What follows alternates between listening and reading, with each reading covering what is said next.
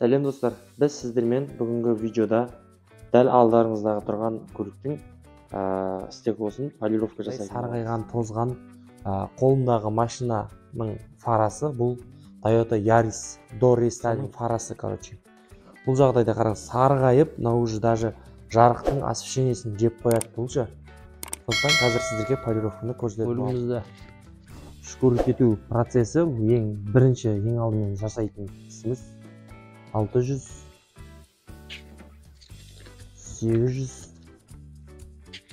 міне 1000, мінекей 1200, міне 1500, және 2000. Маңыздысы достар, айта кетейін, оны біз тазалаған кезде тек бір бағытта жасауымыз керек. Оны былай болмайды, только либо былайнан кетеді, либо только былай.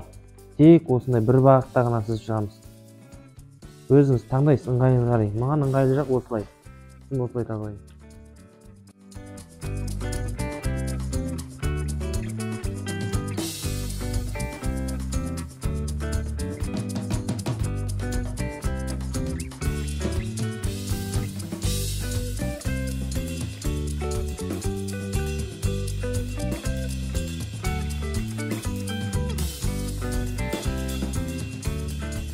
Алты жүзбен осылай өттік.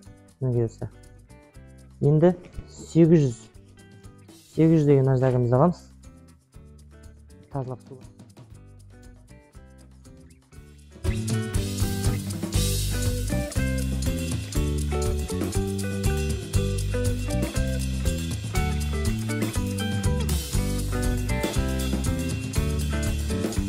Достар, 800 наждагымды толықтай өтіп шықтық.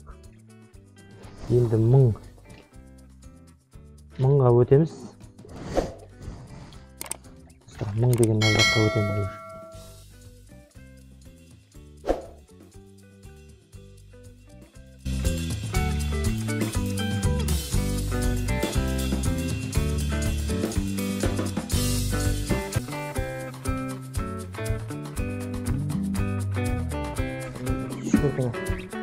Бөлімін аяқтадық. Енді кезекте бұны таза тряпкаге, таза матаға қағазбен сүртіп шықсаңыз, результатты өте жақсы береді.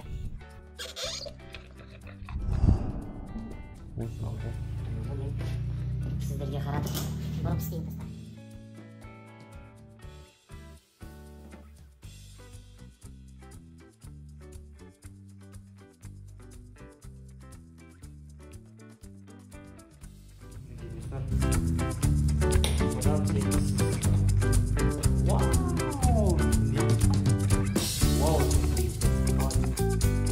Ал достар, араның полировкасын толықтай аяқтадық. Ішін сыртын полностью тазаладық.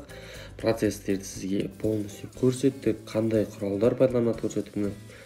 Істегеннен кейінгі видеоларда тұр. Қараңыздаршы, қандай новый фардың өзі бұлай жалтырамаса керек міне. Сондықтан біздің процесстерде болған нәрселерді айта кететін болсам, 3 этаптан тұрады. Ең алғашқысы тазалап шкуртету, екіншісі кептіру, үшіншісі чайникпен жаңағыдай сыртынан бүйтіп өтіп шығу. Сондықтан видео пайдалы болса, лайк басып, комментарий жазып кетіңіздер. Қазақи арнаның дамуына атсалысыңыздар. Жоғалтылған үшін мен алдағы болашақта көптеген осы көліктерге қатысты видеолар түсіретін боламын.